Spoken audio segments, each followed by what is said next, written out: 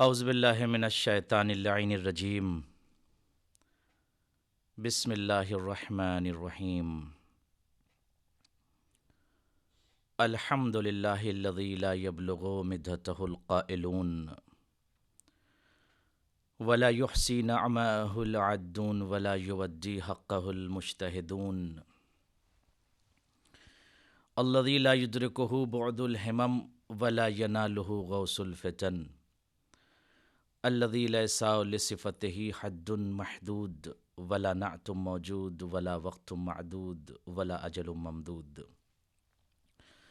فطر الخلائق بقدرتہ ونشر الریاح برحمتہ وابتدى بالصخور میدان ارضہ جلت عظمتہ الصلاة والسلام وتحیۃ والاکرام علی نبی المکی المدنی القرشی الابتہی التہامی الہاشمی مولانا و مولا الثقلین جد الحسنین ابی القاسم المحمد صلی علی محمد و آل محمد و آلہ الطیبین الطاہرین المعصومین المنتخبین المنتجبین المظلومین واللعنۃ الدائمۃ المستمرۃ علی اعدائہم ومنکری فضائلہم ومصائبہم وسخائہم وجلالتہم وعظمتہم وکرامتہم ونجابتہم وشرافتہم وشجاعتہم وبصالتہم اجمعین اما بعد فقد قال اللہ سبحانہ وتعالی فی محکم کتابہ المجید وفرقانہ الحمید وقولہ الحق بسم اللہ الرحمن الرحیم الذی خلق الموت والحیاۃ لیبلوکم ایکم احسن عملا صلوات پڑھ لیں محمد و آل محمد علیہم الصلاۃ والسلام۔ محترم اور معزز مستمعین الکرام، آغاز مجلس میں گزارش ہے کہ ایک مرتبہ سورہ حمد اور 3 مرتبہ سورہ توحید کی تلاوت فرما کر آفتاب حسین، عباسی بیگم، کنیز فاطمہ، معراج مریم اور صلیحہ یا صالحہ خاتون، رفعت زہرا اور دیگر ان کے تمام مرحومین و مرحومات کی ارواح کو ایصال فرمائیں۔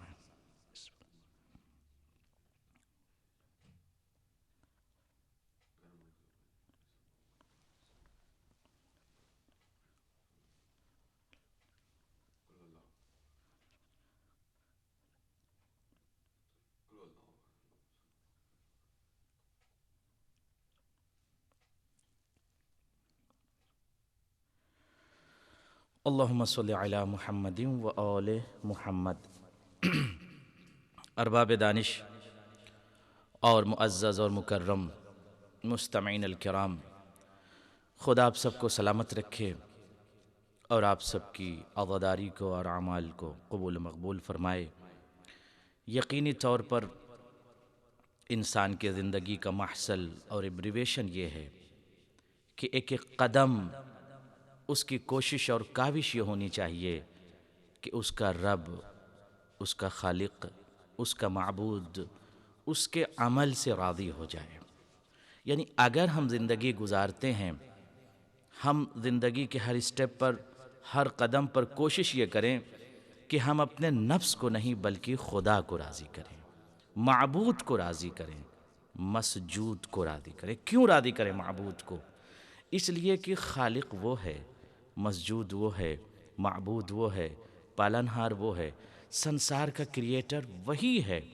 الذی خلق الموت والحیاۃ لیبلوکم ایکم احسن عملا۔ اس نے موت کو خلق کیا، حیات کو خلق کیا۔ کیوں خلق کیا؟ More important to understand, more essential to understand موت کو اور حیات کو، موت کو اور زندگی کو کیوں خلق کیا؟ پروردگار نے اس کا جواب خود دیا کہ لیبلوکم ایکم احسن عملا۔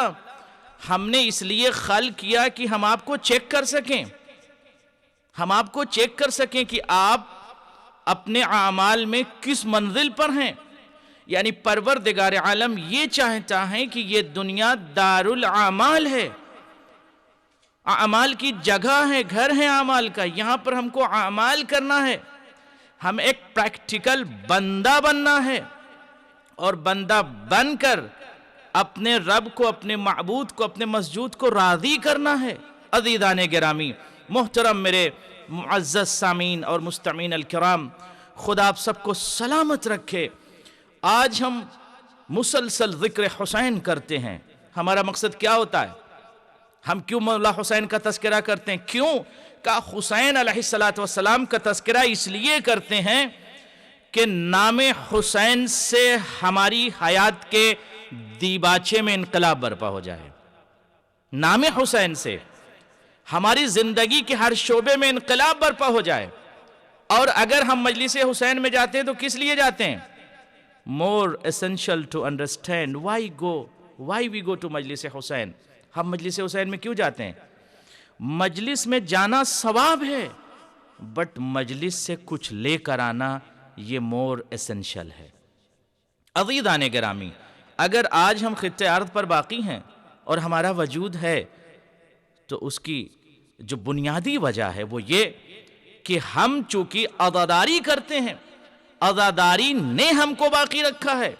کسی انسان کے ذہن میں یہ بات نہ آ جائے کہ چونکہ ہم بہت بڑے عزادار ہیں، ہم بہت بڑی عزاداری کرتے ہیں اور ہم بہت خدمت دین کر رہے ہیں، لہذا ہم نے عزاداری پر احسان کیا۔ نہیں، عزاداری نے آپ پر احسان کیا ہے، مغالطے میں نہ رہیے گا۔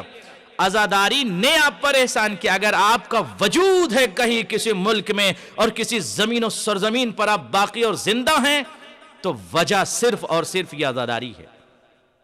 لہذا عزاداری کے ذریعے اپنی اصلاح کیجئے، عزاداری کی اصلاح نہ کیجئے گا، بلکہ عزاداری کے ذریعے اپنے اندر امپرومنٹ پیدا کیجئے۔ لماذا ترک الحسین مدینۃ الرسول وذهب الى المکہ ومن المکہ الى الکربلاء؟ امام حسین علیہ السلام مدینہ چھوڑتے، کربلا کی یہ جنگ مدینے میں ہو سکتی تھی کہ نہیں ہو سکتی تھی؟ کربلا ایک جنگ کا نام نہیں ہے۔ امام حسین کربلا جنگ کے لیے نہیں جا رہے ہیں، امام حسین کربلا بیداری کے لیے جا رہے ہیں، امام حسین کربلا انقلاب کے لیے جا رہے ہیں، امام حسین کربلا سوئے ہوئے ذہنوں کو جگانے کے لیے جا رہے ہیں۔ کہ کہاں سو رہے ہو؟ تمہارے ذہن کے تمام ابواب کیوں مغلق ہو چکے ہیں؟ کیوں تمہارے اندر انقلاب برپا نہیں ہوتا؟ مدینے کے سرزمین پر امام حسین موجود ہیں اور مدینے سے مکہ آئے۔ کیوں امام حسین مدینے سے مکہ آئے؟ چونکہ اس زمانے میں مکے کے سرزمین پر بہت بڑی گیدرنگ ہوتی تھی۔ نماز رسول یہ چاہتا تھا کہ ان افراد کے سامنے میں ایک ایسی تھاٹ کو، ایسی فکر کو پیش کروں کہ جو وقت کا طاغی اور ظالم ہے اسے لوگ پہچان لیں۔ ملک شام میں تخت شام پر یزید بیٹھ کے کہہ رہا ہے لعبت بنو ہاشم بالملک لا خبر جاء ولا وحی نزل ولكن لم يتکلم شخص، کوئی نہیں بولتا، ولم یقم احد، اور کوئی شخص کھڑا بھی نہیں ہوتا یزید کے خلاف۔ کیوں؟ کہ اس لیے کہ یزید جیسا طاغی اور جابر اور ظالم اور دشمن خدا و انسانیت تخت پر بیٹھ کر مخمور ہو کر قرآن کے خلاف بول رہا ہے، توحید کے خلاف بول رہا ہے، بٹ انسان سو رہے ہیں، آدمیت سو رہی ہے، بشر سو رہے ہیں، کوئی نہیں اٹھا، کوئی بھی نہیں اٹھا، مگر وہ اٹھا جس کے رگوں میں ابو طالب کا لہو دوڑ رہا تھا۔ وہ اٹھا، اس نے کہا یزید تو ملک شام میں تیرے پاس دولت ہے، تیرے پاس عسکر و لشکر و فوج و دبدبہ ہے، خزانہ ہے، تو یہ کوشش اور کاوش یہ کر رہا ہے کہ دین محمد کو مٹا دے گا۔ میں جاؤں گا اور کربلا کے سرزمین پر جا کر ایک بیداری برپا کروں گا۔ امام حسین بیداری کا نام ہے۔ میں نے جس آیت کو عنوان تکلم قرار دیا عزیزان گرامی، یہ آیت بیدار کرنے کے لیے، الذی خلق الموت والحیات، وہی پروردگار جس نے موت کو اور حیات کو خلق کیا تاکہ آپ کو آزما سکے۔ ڈے آف ججمنٹ میں آپ یہ کہہ نہ سکو کہ پروردگار تو نے مجھے ٹائم کب دیا تھا، اچھے اعمال کرنے کا وقت ہی مجھے نہیں دیا تھا۔ How we can do lot of good actions or deed, we didn't have time. But پروردگار عالم نے بشریت کے سامنے ایک حیات رکھی ہے جسے مؤقت زندگی کہتے ہیں، جسے ٹیمپرری لائف کہتے ہیں۔ یہ زندگی دائمی زندگی نہیں ہے، یہ ختم ہو جائے گی، کیونکہ قرآن نے آواز دے کر کہا کہاں سو گئے ہو، قرآن کی تلاوت کیوں نہیں کرتے؟ افحسبتم انما خلقناکم عبثا وانکم الینا لا ترجعون، کیا تم یہ سوچتے ہو کہ تمہاری خلقت کا مقصد عبث ہے، بیکار ہے، بے معنی ہے؟ وَأَنَّكُمْ إِلَيْنَا لَا تُرْجَعُونَ، کیا تم میرے طرف پلٹ کر نہ آؤ گے؟ تمہیں پلٹ کر ہم تک آنا ہوگا۔ اب جب ہم تک پلٹ کر آ رہے ہو تو اپنے ساتھ لے کر کیا آ رہے ہو؟ کیا اپنے ساتھ لے کر آ رہے ہو؟ کیا دنیا کی محبت میں ڈوب کر آخرت کو تباہ کر دیا؟ کیا دنیا کی محبت نے تمہیں خدا کی معرفت اور عبادت سے دور کر دیا؟ میں کربلا اسی لیے جا رہا ہوں کہ لوگوں کے اندر توجہ کیجئے گا، لوگوں کے اندر بیداری پیدا کر کے ایسا بیدار کر دوں لوگوں کو، اور ان کے شعور کے ابواب کو اس طرح سے مفتوح اور باز اور کھول دوں کہ ہر بندہ ہر دور کے ظالم اور جابر کو پہچان لے، اور پہچان کر یہ کہنے لگے کہ یہ باطل ہے اور یہ حق ہے۔ امام حسین اس لیے کربلا جا رہے ہیں، ذہب الحسین الی الکربلا، اس لیے امام حسین کربلا جاتے ہیں کہ بندے کو اس کے رب سے قریب کر سکیں، خدا سے قریب کر سکیں، اللہ اکبر، خدا سے قریب کر سکیں۔ سوال، آج ہم زندگی گزارتے ہیں، ہماری زندگی کا ہدف کیا ہے، مقصد کیا ہے؟ ہم معاشرے میں کیا سوچتے ہیں؟ ہم زندگی گزار رہے ہیں کھانا پینا اور اس طرح سے چلے جانا؟ عزیزان گرامی نہیں، معصوم کہتے ہیں زندگی ایسے گزارو کہ لوگ آپ سے ملنے کی خواہش کریں، اور جب آپ کا انتقال ہو جائے تو لوگ آپ پر گریہ کریں۔ اس طرح سے آپ کو زندگی گزارنا ہے۔ عزیزان گرامی، آج ہمارے پاس امام حسین کی پریکٹیکل لائف ہے، اور مسلسل ہم یہ سنتے ہیں کہ جو بندہ اپنے رب سے قریب ہو جاتا ہے وہ دنیا کے دھوکے میں نہیں آتا، نفس اس کو دھوکہ نہیں دے سکتا، نفس انسان کو دھوکہ دیتا۔ قرآن یہ کہتا ہے تم قرآن میں تعقل، تدبر، تفکر کیوں نہیں کرتے؟ کیا کریں پروردگار کا؟ ان النفس لامارۃ بالسوء، جو تمہارے اندر نفس ہے وہ تمہیں برائیوں کا حکم دے گا۔ پروردگار برائیوں کا حکم دے گا۔ کیا حکم دے گا؟ کیا جھوٹ بولنے کا حکم دے گا؟ حکم دے گا سو کے لیے، برائی کے لیے حکم دے گا۔ جھوٹ بولو، فتنہ و فساد برپا کرو، اگر دو مومن آپس میں محبت رکھتے ہیں تو ان کے اندر افتراق پیدا کرو، یعنی نفس تمام برائیوں کا حکم آپ کو دے گا۔ اب آپ کی ذمہ داری کیا ہے کہ اگر ہم زندگی معاشرے میں گزارتے ہیں تو اپنے نفس کو کیپچر کریں، نفس کو کنٹرول کریں، اپنی طبیعت کے غلام نہ بنیں۔ میرا موڈ یہ کہتا ہے کہ ابھی میں نماز نہیں پڑھوں، مثلاً ابھی نماز کا وقت ہو گیا، بٹ موڈ نہیں ہے، موڈ نہیں ہے ابھی۔ وائی، آپ کا موڈ کیوں نہیں؟ کہ ابھی میرا نماز پڑھنے کا موڈ نہیں، بعد میں پڑھ لیں گے۔ موڈ کا نام شریعت نہیں ہے، موڈ کا نام شریعت نہیں ہے۔ شریعت کو موڈ کا پابند نہ بنائیے، بلکہ اپنے موڈ کو پابند شریعت بنائیے۔ شریعت کا حکم ہے جو اس پر عمل کرنا ہے عزیزان گرامی، اور یہ دیکھنا ہے کہ کربلا ایک درس ہے، کربلا ایک پیغام ہے، کربلا ایک بیداری ہے۔ بہت عظیم ایک ہستی آیت اللہ مقدس اردبیلی، صلوات پڑھ لیں محمد و آل محمد پر، اللہم صلی علی محمد و آل محمد۔ مقدس اردبیلی خرج لیلا من البیت وذهب الى الخارج، لماذا؟ کیوں گئے مقدس اردبیلی؟ رات میں اٹھے شب میں اور اٹھ کر نکلتے ہیں، وہ ہیں ساتھ میں ان کی زوجہ محترمہ بھی ہیں۔ کیوں جا رہے ہیں؟ کہاں؟ کہاں عبادت کرنے جا رہے ہیں۔ عبادت کے لیے کیا کام ہے آپ کو؟ کہا پانی چاہیے۔ اللہ اکبر۔ اس زمانے میں ظاہر سی بات ہے کہ عرب کی سرزمین پر اس طرح سے پانی کا انتظام نہیں تھا۔ بیر کے اندر ڈول ڈالا جاتا تھا، کنویں کے اندر، ویل کے اندر ڈول ڈالا جاتا تھا، اور اس سے پانی نکالتے تھے، پھر وضو کرتے تھے، کڑاکے کی ٹھنڈک ہوتی تھی۔ مگر جو بندہ اپنے رب سے قریب ہوتا ہے، اپنے خدا سے قریب ہوتا ہے، جو قرب کی منزل کو پہچانتا ہے، وہ ٹھنڈ اور سرد محسوس نہیں کرتا، بلکہ اس کے مزاج میں خدا کی محبت راسخ ہوتی ہے۔ مقدس اردبیلی جب ایک کنویں کے قریب پہنچے اور ڈول ڈال کر پانی نکالنا چاہتے ہیں، تو جیسے ہی ڈول ڈالا اس کے اندر، دیکھا کہ ڈول میں ہیرے اور جواہرات نکل آئے۔ چیک کیا مقدس، دیکھتے ہیں، دیکھ کر چیک کرتے ہیں کیا ہے، ہیرے اور جواہرات موجود ہیں، بٹ اسٹرانگ ہیں، یقین کی منزل پر ہیں۔ کیوں؟ کہا یہ سونا اور چاندی کے لیے میں یہاں نہیں آیا ہوں۔ کس لیے آئے ہو آپ؟ مجھے پانی چاہیے وضو کے لیے۔ سونا اور چاندی کو انڈیل دیا، اسی کنویں میں پھینک دیا۔ اس کے بعد مرتن ثانیتن، دوسرے مرتبہ پھر ڈول ڈالتے ہیں۔ اب کیا نکلا؟ کہا ہیرے اور جواہرات۔ اب جب دیکھا تو ایک مرتبہ پھر مقدس اردبیلی جو اپنے رب سے، اپنے خالق سے بہت قریب تھے، دنیا سے دور، یعنی حب دنیا میں نہیں کھوئے تھے، اس کو پھر اندر پھینک دیا کنویں میں۔ اب اس کے بعد جب تیسری مرتبہ ڈول پھر ڈالا، کیا چاہیے مقدس؟ پانی چاہیے۔ کس لیے؟ وضو کریں گے۔ کیوں وضو کرو گے؟ نماز پڑھیں گے۔ کیوں نماز پڑھو گے؟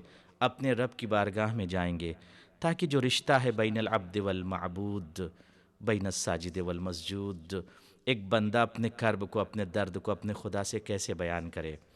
پھر دیکھا اب دوسری چیزیں نکل آئیں، زمرد اور دیگر تمام جواہرات نکل آئے۔ مقدس دیکھنے کے بعد اب رونے لگے، اور رو کر آسمان کی طرف سر کر کے کہتے ہیں، پروردگار، میں یہاں بیر کے قریب آ کر یہ تمام ہیرے جواہرات، سونا چاندی زمرد کے لیے نہیں آیا ہوں، میرا تو امتحان مت لے۔ پروردگار مجھے پانی چاہیے، آئی نیڈ واٹر، مجھے پانی چاہیے۔ اللہ اکبر، جب اس منزل پر پہنچے ہیں اور پھر انڈیل دیا، اور تیسری بار پھینکنے کے بعد اب جب ڈول ڈالا ہے رو کر، تو پھر پانی نکلا ہے۔ اور جب پانی نکلا تو مقدس اردبیلی نے وضو کیا، وضو کر کے نماز شب پڑھی، اور نماز شب پڑھ کر خدا کی بارگاہ میں قرب کی منزل پر آئے۔ ضرورت اس بات کی ہے کہ ہم اپنے رب کی معرفت حاصل کریں۔ صرف اور صرف اگر ہم یہ کہتے ہیں کہ خدا ایک ہے، that's enough۔ امام 12 ہے، معصوم 14، that's enough۔ نہیں عزیزان گرامی، اگر ہم عزاداری کرتے ہیں اور ہمارے ذہن کے اندر امام حسین ہیں، تو ہمیں چاہیے کہ ہم اپنے بچوں کو، اپنے جوانوں کو امام حسین کی مکمل معرفت کرائیں، اور یہ بتائیں کہ امام حسین کون ہے، ان کا کردار کیا، ان کا اخلاق کیا، ان کا مورل کیا ہے۔ اور ہم اپنے یوتھ کو، اپنے جوانوں کو، اپنی نسلوں کو بتائیں، صرف نام اپنے بچوں کے زبان پر نہ رٹا دیں کہ پہلے امام حضرت علی، دوسرے امام حضرت امام حسن۔ ٹھیک ہے، اینی بڑی کین سے، کوئی بھی کہہ سکتا ہے، بٹ پریکٹیکل علی کیا ارشاد فرماتے ہیں کہ اگر مجھ سے محبت کرتے ہو تو جو میں کہہ رہا ہوں اس پر عمل کرو، اس پر عمل کرو۔ اگر ہم اہل بیت کی محبت میں ڈوبے ہوئے ہیں تو ہمارے سامنے اہل بیت کے چاہنے والے کیمپینینز اور ان کے صحابیوں کی زندگی ہے، کس انداز میں زندگی ہے کہ محبت علی میں اتنا پریکٹیکل چاہنے والا جب ڈوب جاتا ہے تو اگر اس کی زبان بھی کٹ جائے تو علی کی محبت سے دوری اختیار نہیں کرتا، بلکہ آواز دیتا ہے کہ فراز دار سے میسم بیان دیتے ہیں، رہے گا ذکر علی، ہم زبان دیتے ہیں۔ عزیزان گرامی، یہ ذکر، یہ عزاداری جو آپ تک پہنچی، احسان ہے محمد و آل محمد کا، اور پریکٹیکل ان تمام چاہنے والوں کا۔ آج ہم کہتے ہیں ہم زندگی کیسے گزاریں، ہم اس منزل پر کیسے پہنچے، یا لیتنا کننا معکم فنفوز فوزا عظیما۔ مولا ہم کربلا میں ہوتے تو اس منزل شرف پر ہم بھی پہنچ جاتے جس منزل شرف پر آپ کے صحابی آپ کے چاہنے والے پہنچے. آواز حسین آئے گی. اپنا امتحان کر لیا, پریکٹیکل محبت کرتے. مولا کیسے کریں؟ کہا میرے دوست کو دیکھو. کون سا دوست ہے آپ کا؟ کہا حبیب کو دیکھو. حبیب کیا کر رہے ہو؟ آواز دیں گے. جب حسین چلتے ہیں مدینے میں تو حسین کے قدموں تلے پڑی ہوئی خاک کو حبیب اٹھا کر آنکھوں سے لگا کر اس بات کا اعلان کرتے ہیں کہ ہم پریکٹیکل حسین سے محبت کرتے ہیں. صلوات پڑھ لیں محمد و آل محمد علیہ الصلاۃ والسلام پر. اللہم صلی علی محمد و آل محمد علیہ الصلاۃ والسلام. عزیزان گرامی, ضرورت اس بات کی ہے کہ ہم اپنے اندر چینج لے کر آئیں, بیداری پیدا کریں, انقلاب برپا کریں. اور کربلا حریت کا درس ہے. کربلا ظالم کے خلاف بولنے کی جرأت عطا کرتا ہے. کربلا سے انسان کے شعور میں قوت ملتی ہے. کربلا ہی سے ایک بہترین گھر کا سسٹم بنتا ہے. کربلا میں ایک بھائی بہن کیسے ایک دوسرے سے محبت کرتے ہیں. اور آج ہم اگر جناب زینب سے محبت کرتے ہیں, امام حسین سے محبت کرتے ہیں, جناب زینب سے محبت کرتے ہیں, تو ہمیں یہ سوچنا چاہیے کہ ہم پریکٹیکل کیسے اپنی محبت کو پیش کر سکیں اور ہم صلۃ الرحمی جیسی عظیم نعمت کو اپنے معاشرے میں ڈیولپ کریں. اس لیے کہ جہاں صلۃ الرحمی نہیں ہے وہاں پر برکت نہیں ہوتی. وہ گھر ویران ہو جاتے ہیں, وہ خاندان تباہ ہو جاتا ہے, وہ افراد مٹ جاتے ہیں جہاں صلۃ الرحمی نہیں ہے. صلۃ الرحمی کیا ہے؟ یعنی اسلام اس لیے آیا تھا کہ بھائی سے محبت کرو, بہن سے محبت کرو, اپنے پیرنٹ سے محبت کرو, ایک دوسرے کا خیال رکھو. لیکن جو افراد صلۃ الرحمی سے دور ہٹ کر زندگی گزارتے ہیں اور یہ سوچتے ہیں کہ میرا بھائی ہاسپٹل میں ہوگا, but I don't have time to go to meet ہم. یہ ہے اسلام. میرے ماں باپ ہیں, میں بہت بڑا نمازی ہوں, but I don't want to respect my parents. یہ اسلام ہے؟ نو. ساری رات عبادت کرو, اگر تمہارے ماں باپ ناراض ہیں تو آپ جنت میں نہیں جا سکتے. کیوں؟ کہ جنت یہاں وہاں کیوں تلاش کرتے ہو؟ جنت تو ماں کے قدموں تلے پڑی ہوئی ہے. ماں کو راضی کرو, ماں کو راضی کرو. عزیزان گرامی, محترم سامعین, ایک جوان کا انتقال ہو رہا تھا اور اس کی روح نہیں نکل رہی تھی. جاء رجل الى نبی الاکرم صلی اللہ علیہ وآلہ وسلم وقال اللہم صلی علی محمد وآل محمد, وقال یا نبی اللہ, ایک جوان ہے جو تڑپ رہا ہے, اس کی روح نہیں نکل رہی ہے. آپ چلیے, آپ نبی ہیں, آپ وارث شریعت ہیں, آپ وارث دین ہیں, چلیے.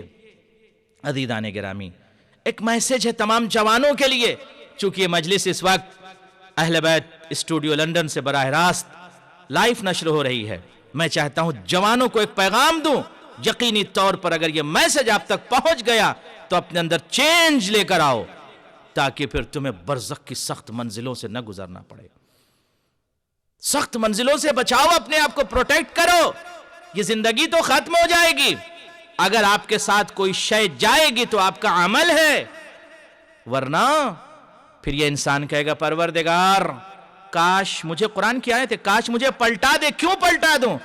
کا عمل کر سکوں, نیک عمل کر سکوں. مگر اس کے بعد انسان کو اجازت نہیں ہوگی کہ دنیا میں پھر آئے اور عمل کرے. ابھی وقت ہے نیک کام کرنے کا. وہ بیٹا تڑپ رہا تھا. نبی الانبیاء, سردار انبیاء, وارث شریعت پہنچے, اور پہنچنے کے بعد کیا دیکھا کہ ایک جوان, اس کی روح نہیں نکلتی. پیغمبر موجود ہیں, نبی ہیں, مرسل ہیں, معصوم ہیں, حجت ہیں, نبیوں کے سردار ہیں, سب خبر ہے کہ بیٹے کی روح کیوں نہیں نکل رہی ہے. اب جب دیکھا نبی وہاں موجود ہیں, مگر دنیا کے تمام یوتھ اور جوانوں کے لیے ایک میسج ہے پیغمبر کا کہ نبی موجود ہیں, مگر پھر بھی بیٹے کی روح نہیں نکلتی. جوان کی تڑپ رہا ہے. لوگوں نے کہا سرکار آپ موجود ہیں, پھر بھی روح نہیں نکلتی. کہا ہاں, اس لیے روح نہیں نکل رہی ہے کہ اس کی ماں ناراض ہے. اللہ اکبر, ماں ناراض ہے. ماں ناراض ہے. پیغمبر ہیں آپ نبی ہیں, دعا فرما دیجئے روح نکل جائے. ناراض ہوگی ماں, آواز آئے گی نہیں, میں نبی ہوں, پیغمبر ہوں, مگر جس کی ماں ناراض ہو اس کا بیٹا جنت میں نہیں جہنم میں جائے گا. پیغمبر موجود ہے مگر روح نہیں نکلتی. اب نبی نے کہا اس کی ماں کہاں ہے اس جوان کی؟ کہا ہونا کا جولسا, وہ جو بیٹھی ہوئی ایک ضعیفہ ہے وہ ماں ہے اس بیٹے کی. نبی نے کہا بلا لا اس کو. جب ماں کو بلایا گیا تو نبی نے سوال کیا یہ تیرا بیٹا ہے؟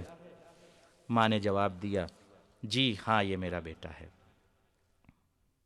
یہ تڑپ رہا ہے, اس کی روح نہیں نکل رہی ہے. اگر تم اس کو معاف نہ کرو گی تو یہ تڑپتا رہے گا. کون کہہ رہا ہے؟ پیغمبر. اگر تم اس کو معاف نہ کرو گی تو یہ تڑپتا رہے گا. جب نبی نے کہا اس سے تو اس کے بعد ماں نے کہا ٹھیک ہے سرکار, آپ مجھ سے کہہ رہے ہیں لہٰذا میں اس کو معاف کر دیتی ہوں. جیسے ہی ماں نے بیٹے کو معاف کیا روح آسانی سے اس کے جسم سے نکل گئی. گویا پیغمبر خدا یہ ایک میسج دینا چاہتے ہیں تمام جوانوں اور یوتھ کو, دنیا کی محبت میں کھو مت جاؤ ورنہ برزخ کی مشاکل سے تمہیں گزرنا ہوگا.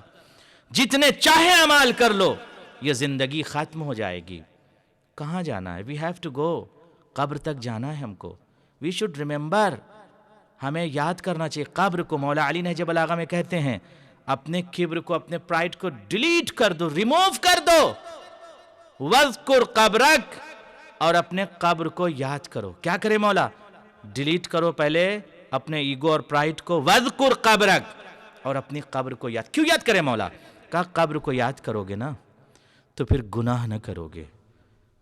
گناہ نہ کرو گے چونکہ گناہ کی وجہ سے تم پر سخت عذاب ہوگا, اور فشار قبر بہت سخت منزل ہے. عزیزان گرامی, فشار کہتے ہیں نچوڑ دینا.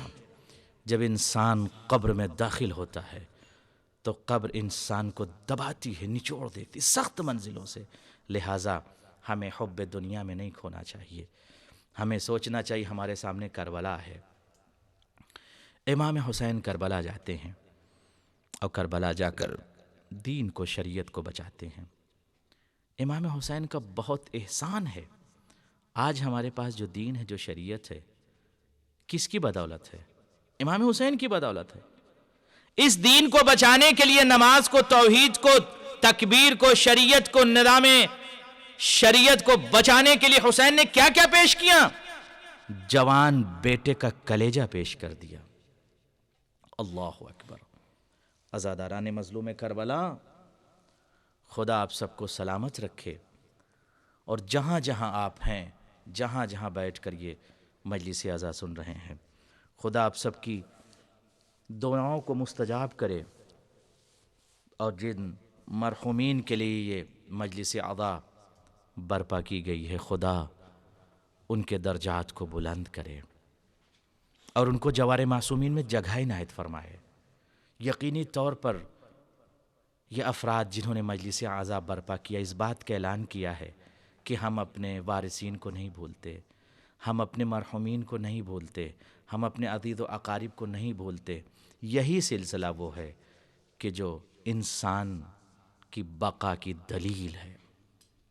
اللہ اکبر. امام حسین کربلا جاتے ہیں.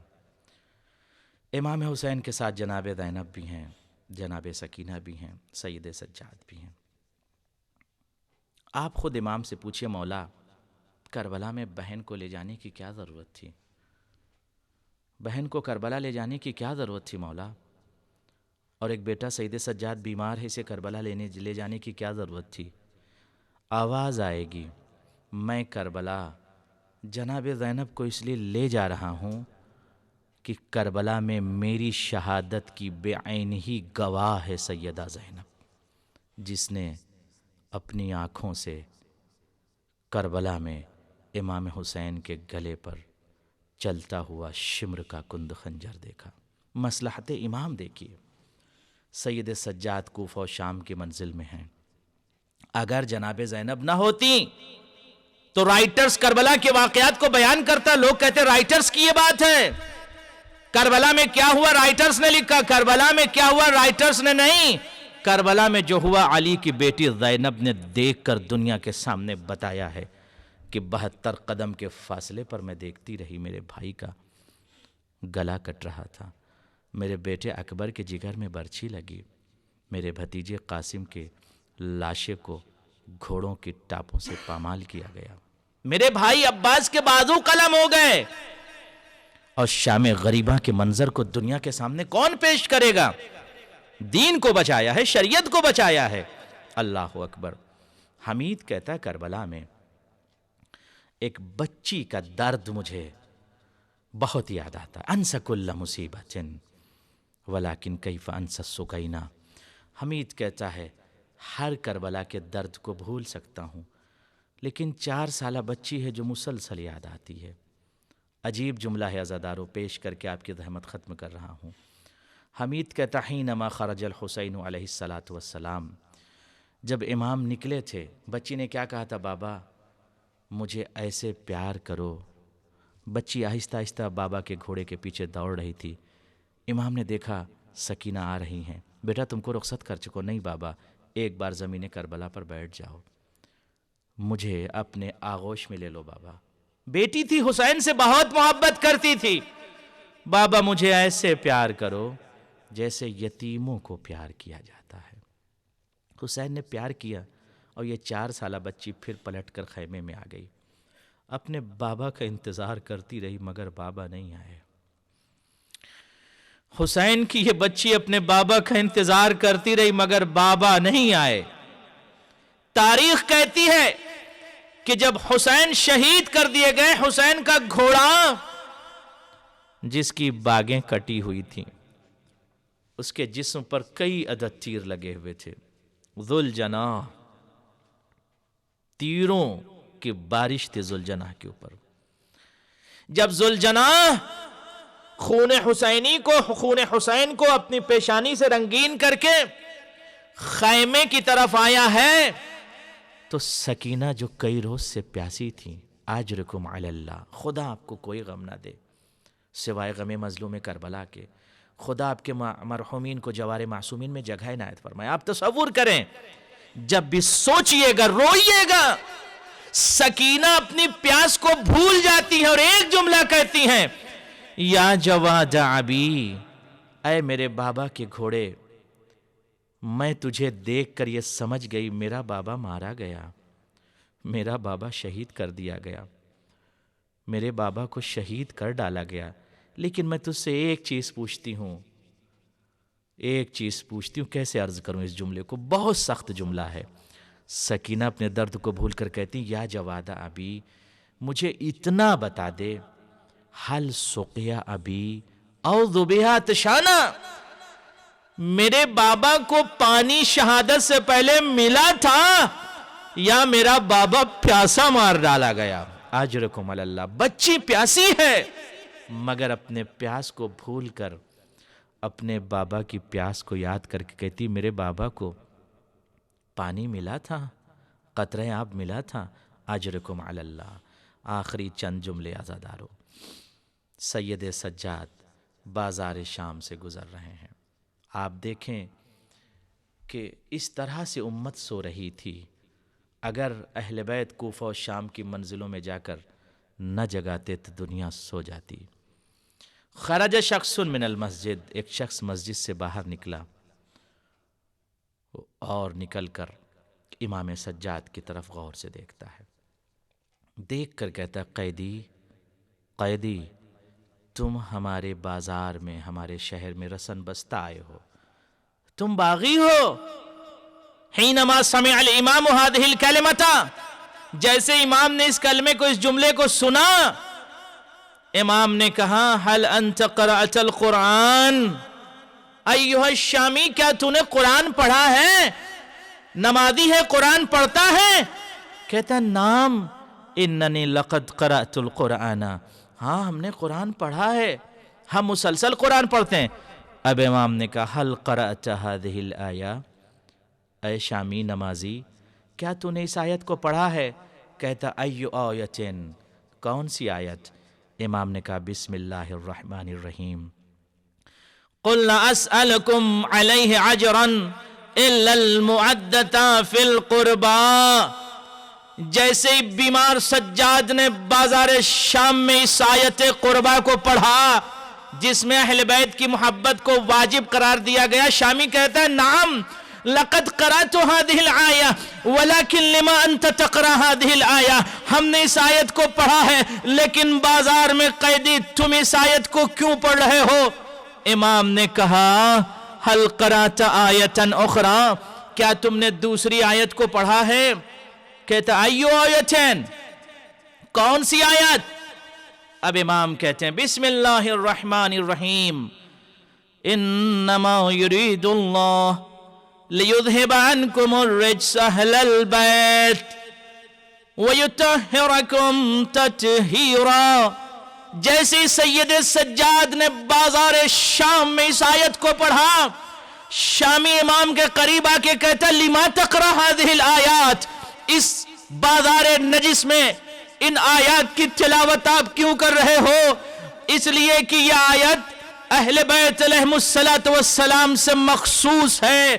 امام نے کہا ہم ہی تو اہل بیت رسول ہیں جو اس وقت بازار میں رسن بستہ ہماری بہنیں اور پھوپھیاں ہیں، عزادارو۔ جیسے شامی نے جملہ سنا کہا مجھے یقین نہیں ہوتا، آسمان شراف اور یہ نجس دربار و بازار، یہ کیسے ممکن ہے کہ اہل بیت اور نجس بازار میں آ جائیں؟ آپ قسم کھائیے کہ آپ ہی اہل بیت رسول ہیں۔ ایک مرتبہ سید سجاد نے سر جھکا کے کہا واللہ واللہ نحن اہل بیت رسول اللہ صلی اللہ علیہ وآلہ وسلم، خدا کی قسم ہم ہی اہل بیت رسول ہیں۔ جیسے ہی سید سجاد نے یہ جملہ کہا، ایک مرتبہ شامی کہتا مولا اچھا وہ سر کس کا ہے؟ کہا وہ جوان میرے بھیا علی اکبر کا سر ہے۔ مولا وہ سر کس کا ہے؟ کہا وہ میرے چچا عباس کا سر ہے۔ مولا وہ سر کس کا ہے؟ کہا وہ میرے بابا حسین کا سر ہے۔ لیکن مولا ایک ننھا سا سر نظر آ رہا ہے، یہ سر کس کا ہے؟ کہا یہ میرے بھیا علی الاصغر کا سر ہے۔ ایک مرتبہ شامی کہتا مولا میں آپ کو پہچان گیا، آپ امام سجاد ہیں، مولا اپنے ناقے کو حکم دے دیجئے مجھے قدموں تلے کچل دے، اس لیے کہ جب رسول خدا سے محشر میں ملاقات ہوگی تو رسول خدا سے کہہ سکوں گا رسول اللہ میں گنہگار ضرور تھا لیکن آپ کی بیٹیوں کو بے مخنہ و چادر بازار شام میں نہیں دیکھا۔ واہ مصیبتا وحسینا فسيعلم الذين ظلموا أي منقلب ينقلبون إنا لله وإنا إليه راجعون۔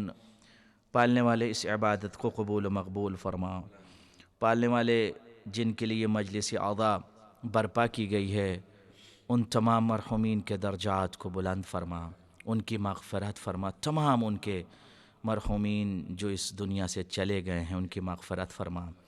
پالنے والے جہاں جہاں عزاداران مظلوم کربلا رہتے ہیں ان کی جان مال عزت آبرو کی حفاظت فرما، جو رزق کے حوالے سے پریشان ہیں ان کو رزق کثیر عنایت فرما، اور تجھے واسطہ ہے محمد آل محمد علیہ السلام کا تمام محبان اہل بیت کو بلیات ارضی و سماوی سے مامون و محفوظ فرما۔ پالنے والے جو بھی اس وقت چینل دیکھ رہے ہیں اہل بیت چینل، سب کی جان مال عزت آبرو کی حفاظت فرما۔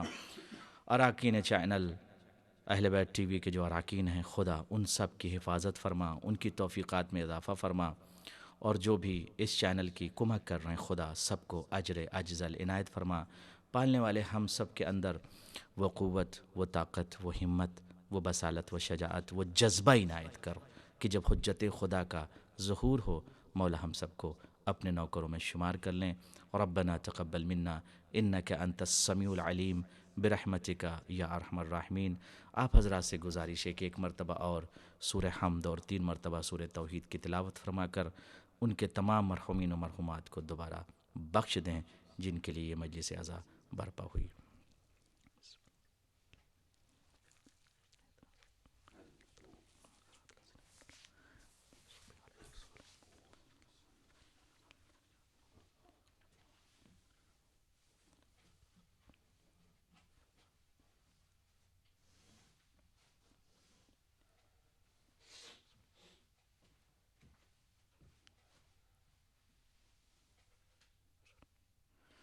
اللہم صلی علی محمد و آل محمد وعجل فرجہم.